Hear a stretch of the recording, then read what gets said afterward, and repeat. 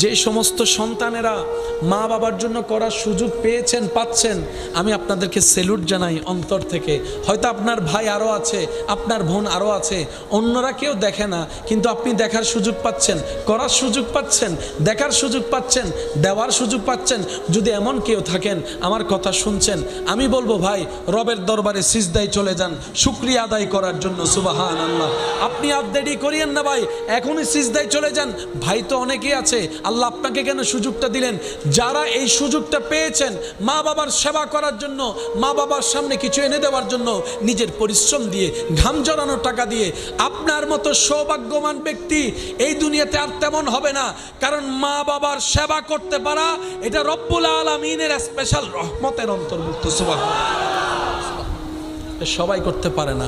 যারা সুযোগ পেয়েছেন আল্লাহর দরবারে শুকরিয়া করার চেষ্টা করবেন, দেখবেন আল্লাহ আপনাকে আরো বাড়াই দিবে, আরো বাড়াই দিবে।